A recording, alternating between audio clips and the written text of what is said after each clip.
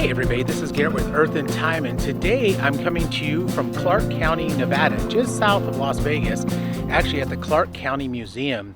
And why I wanted to come here is they have one of the most unique exhibits, and one of my favorite exhibits of any museum I've ever been to.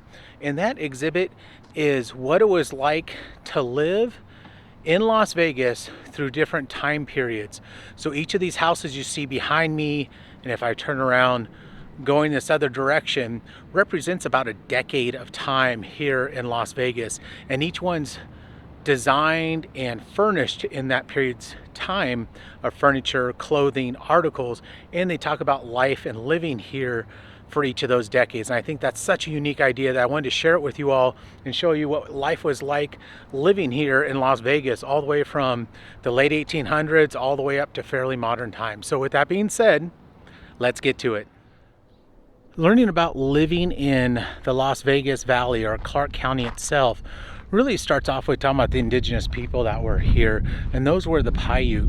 And they actually start with showing what kind of homes they would have lived in.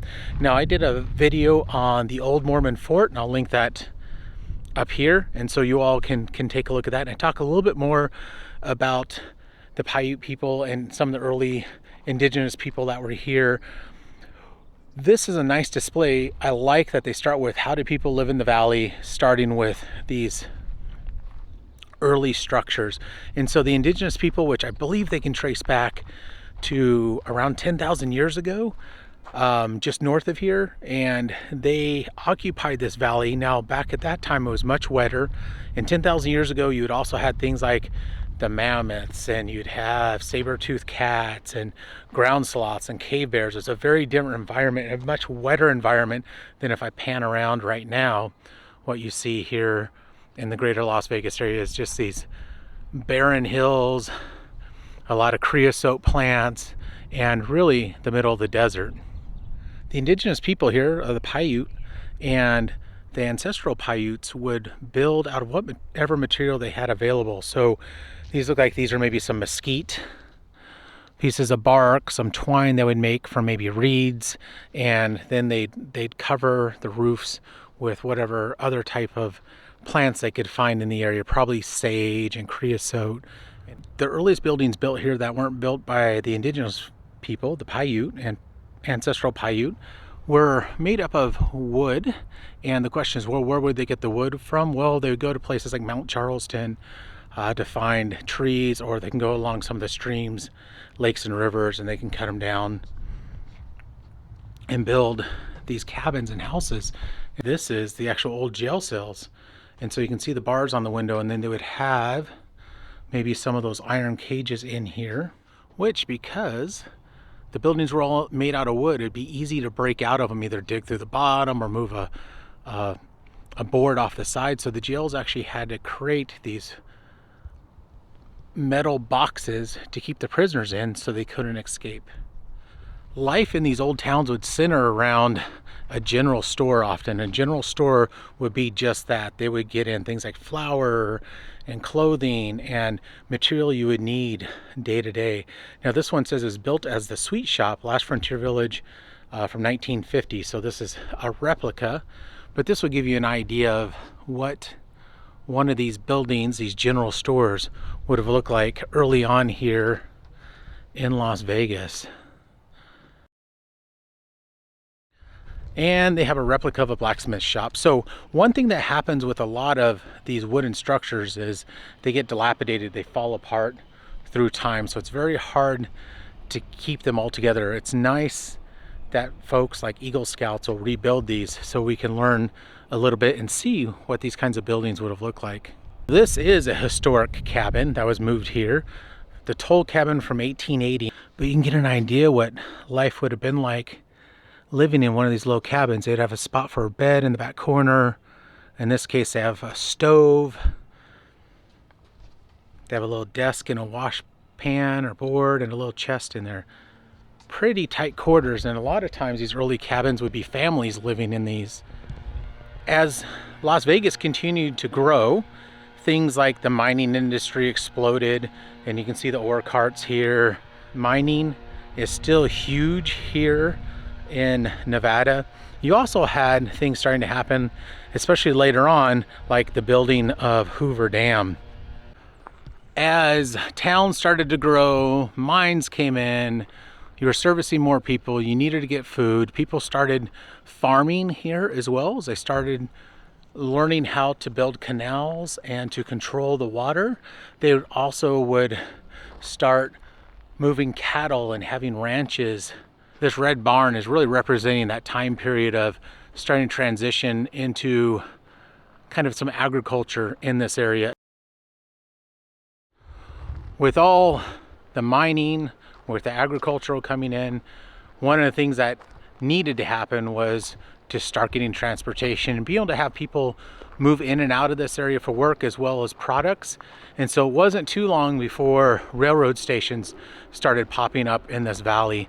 And Boulder City was one of those main hubs, which most people will be familiar with Boulder City because that's where Hoover Dam is, or the Boulder City Dam was built. So Boulder City became a hub of activity. And as the railroad was being built, and you needed to have workers for the railroad, have individuals that took care of it, you ended up building what I believe are called railroad cottages or railroad houses. And this is an example of one of those from the early 1900s. So now we've moved from the indigenous people, the old west, what we consider that, up until 1900s, early agriculture, farms, barns, getting the trains in here, and then you start bringing in the railroads. And so you need places for the workers to live here. And so a series of these railroad cottages are built. Let's go take a look inside of one of these early 1900 railroad cottages.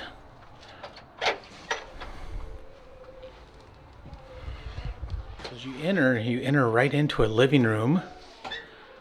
And we can see the type of decor that would have been in here.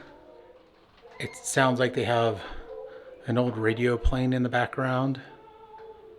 Get an idea about the sitting room, the living room, the kitchen, the bathroom, and a front bedroom. So we'll take a look at, we can see the living room and the kitchen in the background, but we're not going to be able to see what the bathroom looks like. Here is the front bedroom. Now I don't know if there were two bedrooms in here. It may have just been one bedroom and a bathroom, and the bathroom sits over here. And so a little single family home, or maybe there could have been another bedroom attached to this bathroom on the other side. And here's a little bit more about the Las Vegas railroad cottages from 1909 to 1911. So Las Vegas's first housing tract is what this is called. And they were bungalow craftsmen, and there are 4 different elevations there. You can actually see here's a corner of 3rd Street and Clark at the Las Vegas town site in 1911.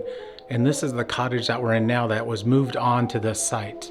All right, so let's head from the railroad cottage and basically the early 1900s time frame, and let's start moving forward through that time. And as I'm walking there, I just want to show how quaint and nice this recreated Main Street is here at the Clark County Museum.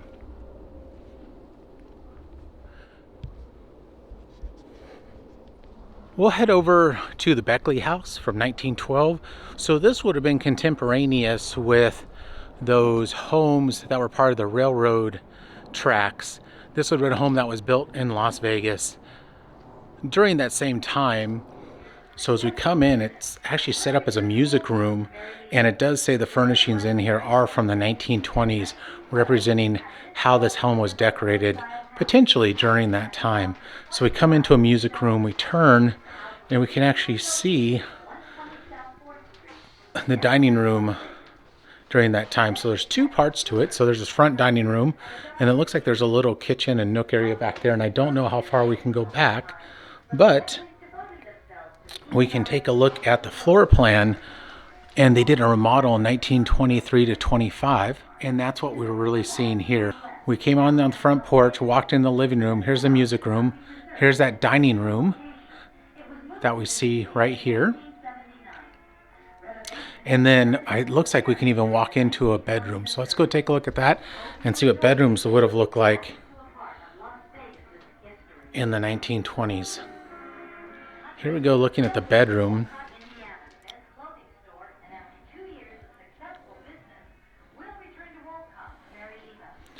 So go straight from the living room into this bedroom. And it looks like there is a bathroom and a closet. Take a look at the type of luggage they had. These big trunks and some of the period clothing. Apparently the children would actually use this space as a play area, which, no surprise, I know we have some space under one of our stairs, and I know my daughter loved using that as a play space when she was younger. And here's what a bathroom looked like in the 1920s. Had the pool cord toilet, so the water would be up above. I'd pull down the little sink in the corner, a little medicine cabinet, and a claw-footed tub. And continuing on, you can see how in the 1920s they would keep their produce. So they had an ice compartment, so they'd have to go get blocks of ice, put it in there. They have to have a drip pan, and they would put their produce in there, or things like eggs, to stay as fresh as long as possible inside these old ice boxes. And for anybody who hasn't seen one of these, they call these a desert cooler. And I remember seeing these as a kid in the Mojave Desert. Some of the old timers out there would have these. And basically what they would do is they would put burlap, they would get the burlap wet, have this chicken coop type material, and what would happen is the breeze was blowing through the desert, it would cool off the section in between, so you could use this like a quick makeshift refrigerator just by having a wooden box, some chicken wire on here so things couldn't get into your refrigerator, and you'd put this outside, let the breeze go through, and it would cool and keep your produce and things like eggs better for a longer period of time. And here is what the kitchen would have looked like. I kind of like the sage green color. Well, look, they're getting ready for Valentine's Day. One of the things I've noticed the times I've been here, I came for Halloween once, and I've come around Christmas, and they decorate each of the houses with embellishments from the upcoming holiday. In this case, you can see they're making Valentine's. Really creative, and definitely worth coming here different times of the year to see how they've changed up some of these displays. And look at this, they actually have different types of hand washers through time. Here's a plunger washer from early 1900s. Here's a hand operated washer from 1880. Look at that. Here is using a laundry stove and boiler from 1920 to clean your clothes. And then we fast forward and get really modern. Here we have a Maytag washing machine with wringer from the 1930s, and it has a little electric mower on the bottom. Fascinating seeing how technology has changed through time. I never thought seeing different types of washing machines would be interesting to me, but that was really cool. Across to the Babcock Wilcox house, which is from Boulder City, 1933. Now I wonder if this is one of the houses that was built originally for the workers working on the dam. I do like, as I enter, there's a screened porch, and we can walk up and take a look at what kind of decor this would be. There's a little bit of information about it. This will be in the living room. I actually like how quaint and cozy a lot of these 1930s and 1940s homes are. This looks like it's decorated in that similar style we saw for the 1920s or 1930s. And this looks like maybe it's from that period. There's a little dining room area. Everything's a little bit more compact in here. Look, the old swamp cooler, which probably works really well here. Everybody's getting ready for Valentine's again. These look like they're a little bit more modern appliances than what we saw at the 1920s home, but I'm not positive, but it sure looks like it could be a little bit more modern. So maybe representing the 1930s in this house. Although every time I walk through one of these places, all I can do is think of I'm visiting my grandparents. And maybe it's because my grandparents lived in the desert, or what you would consider desert rats. And so I think a lot of their decor and their homes out here in the deserts look very, very similar. This would have probably been a home for one of the workers or somebody who supported the workers of the Boulder City Dam. Hey everybody. So this is a room about the history of making the Boulder City Dam and about Boulder City itself. Now the Boulder City Dams, most people I think realize, but maybe not everybody, that is what made Lake Mead. Before that, the Colorado River used to just run right through there. And then when they built the dam, they created Lake Mead. A nice exhibit and a lot of interesting information on Boulder City. That was a look at what it was like to live in the 1930s here in the greater Las Vegas area, actually in Boulder City. This home from the 1940s was another one of these mass-produced homes. In this case, it was built by the U.S. government, and it was built by the U.S. government to help with employees of, I believe it was the Magnesium Company here in Nevada. Now, they did have a number of training facilities here. In fact, I think they had a World War II machine gunners training area here for the machine gunners that would be in things like B-29s, the big bombers. I don't know if these houses were for those individuals as well. If somebody knows, please comment down below.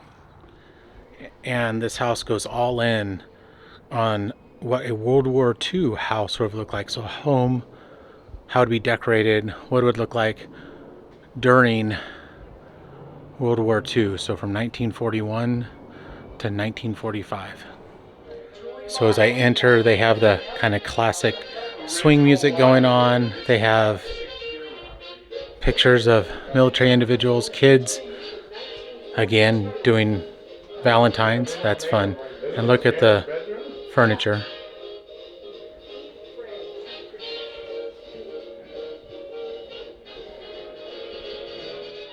From the living room, we can work our way down. There's a closet. Come around. Here's kitchen. Things like an early form of a blender. Little electric stove.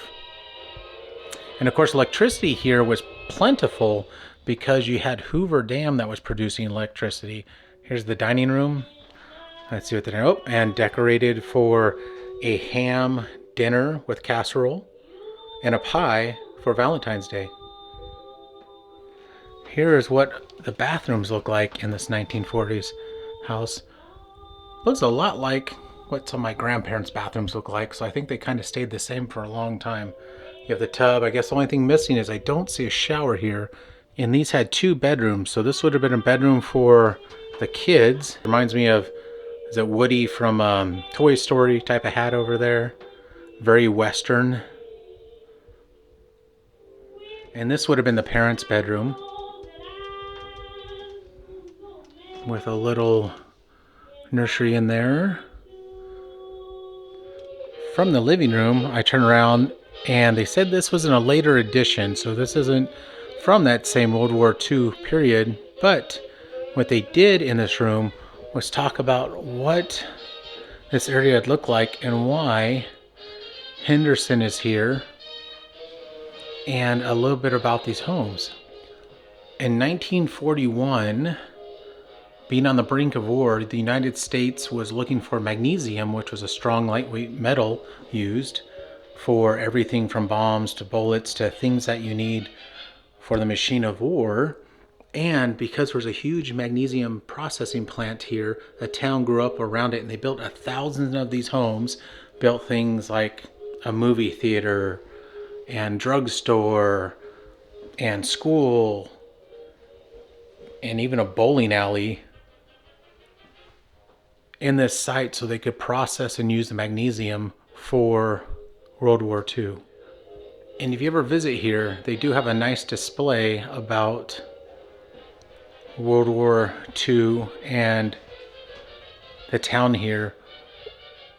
And they trained the gunners for B-17s, B-24s, and B-29s. They said 25,000 students came through here as machine gunners for those bombers.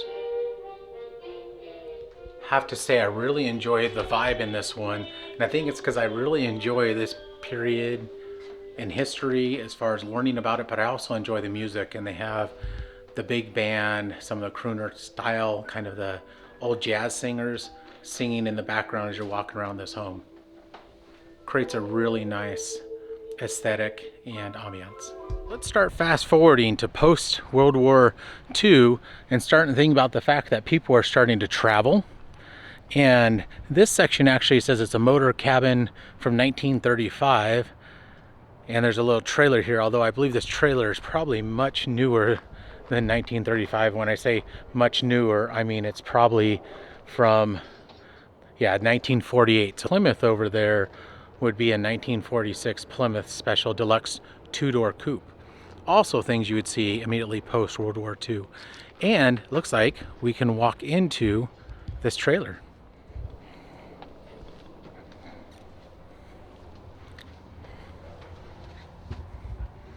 Oh, look at this. A Spartanette.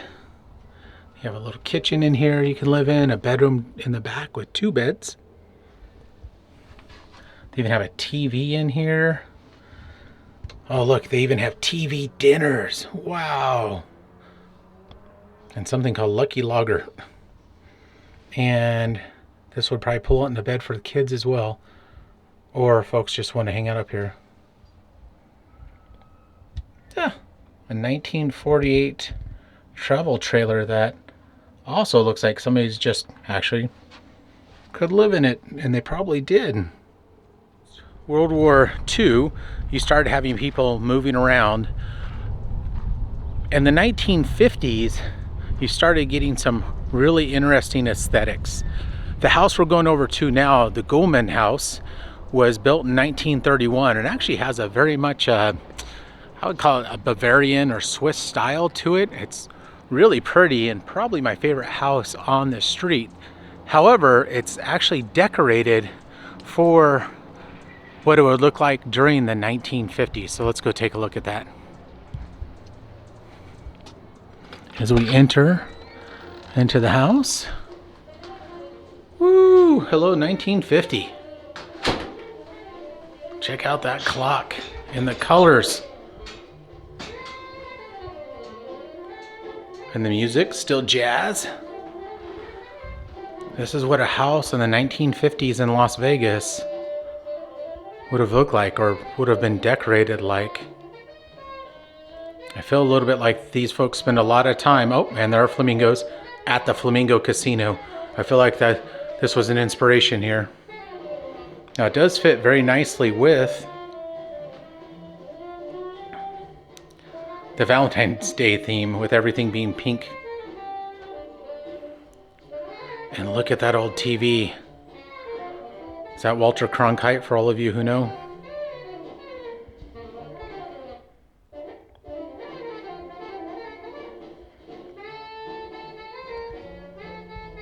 From the living room, let's go work our way down to look at a little,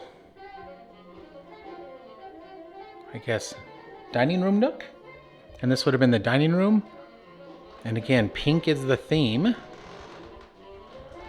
And you can see how these are all decorated as well in here. They actually did, instead of a big dining room table, they had it much smaller and more intimate. Where it looks like they just did a couple of chairs in here.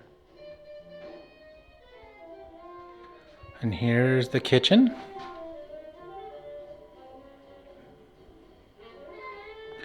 It was remodeled in the late 40s or 1950s. And so give you an idea of what some of the appliances look like. And look, there's a Maytag back there. And this is a Westinghouse refrigerator. Interesting. I don't know that brand. Maytag I've heard of. I wonder how many brands from the 40s, 50s, and 60s are still around and how many are now gone. Really interesting look for 1950s kitchen. From the living room, you can look back towards the front door, towards this nice radio, playing some fun, cool jazz. I'm digging it. We can go down the hallway here and take a look at what would have been, I'm assuming, a children's room. But what they've put in here is technology from the 1950s. And look at these TVs. What? Check those out. That's amazing. 1940s, 1950s. Look at that one in the middle. It's very space age. I think I would actually like to have one of those types of TVs today. One of the big things happening, of course, in the 1950s was the Cold War and this fear of a nuclear explosion. And they actually did the nuclear test just north of here. So the nuclear test site was about an hour, hour and a half north of Las Vegas. So with that, things like fallout shelters became popular and having extra storage in case of nuclear fallout. From what we'll call the TV room, we can come down and take a look at the bathroom. Woo! It's all pink on the outside and green on the other side. But they have showers in the 1950s. And here would have been the parents' bedroom, which is much larger than the other bedrooms we've seen at this point. And it looks like they had a little sitting room or maybe some kind of office in the back. I have to say, this 1950s decor house is one of my favorites. It is really neat walking through there, and especially seeing those old TVs. Wow. I definitely like that. It was a Plico, the one that looked very space age. I really enjoyed that. Okay, let's keep walking through and see what we can learn about living in Las Vegas through some other time periods here. Now, I'm not sure how forward in time they go. So this is interesting. So this is actually from Goldfield. So Goldfield being a mining town just north of here, hence the name. And so this was a home from 1924. Now, I'm guessing maybe that 1950s decor may be the last decor we see from a certain period. But let's go see what it looks like inside of this Giles Barkis house. So as I come in to the Giles Barkis house, here's a little bit about this. So the Giles Barkis house is from 1924. It was a one-room mining boomtown house built in Goldfield in 1923. In 1955, this was moved to Las Vegas and became what was known as the Odd Shop, an antique store. This is shown as it might have looked in the 1960s. Huh. I was saying that this is, I guess, 1960s decor. Music's definitely 1960s. At some point, I hope to make it to Goldfield and do a video for you all. Goldfield was quite the booming town back in the day. They had big fights there as far as boxing matches in the 1910s. I think even into the 1920s. There's some famous folks that were part of being in Goldfield, and as in 1903, Wyatt Earp arrived into Goldfield. So there's a link to the OK Corral and kind of what we think of as classic Old West stories. Here's the last building, and I'm not sure if it's open or not, but this is an old church, and I guess we'll learn more about it. I'm wondering if this was one of those old churches that was built mostly for weddings. Of course, Las Vegas being a wedding city, people come from all over to get married here. So let's see. Oh, we can go inside. And it looks like it is one of these wedding chapels. And here's an example where these mannequins are getting married. Let me see.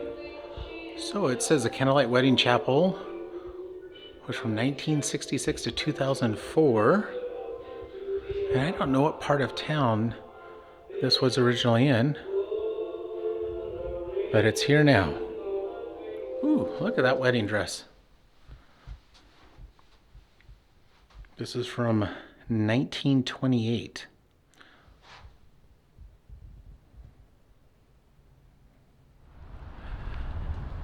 As I walk out of here, I want to say thank you all for joining me today. What an interesting way to set up a museum and really talk about what was happening through time in one location, from talking about the early homes built by the indigenous people here, the Paiute, to the old western towns, to the railroad coming in, to what it was like in the 40s and 50s and even into the 1960s. Really well done exhibit. I highly recommend anybody in the Las Vegas area come and check out this museum. I know a lot of people come here to go to the casinos and go play on the strip or downtown. It really is worth coming to visit this place. It is unique and it is great to support something like this. So with that being said, thank you all again for joining me today. If you enjoyed this video, if you enjoy my channel, you all know what to do at this point. One thing I will remind you about is please hit that bell for notifications, because then you'll know when I upload new videos like this one. We will see you all in the next adventure, and take care. Wait, I can't leave just yet. We can walk through a caboose, and I can't miss that.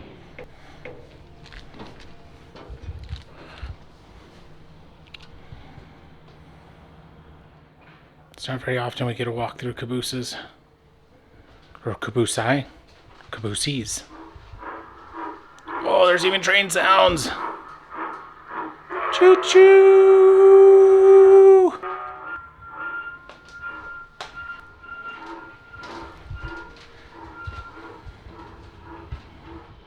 Okay, now we can end the video.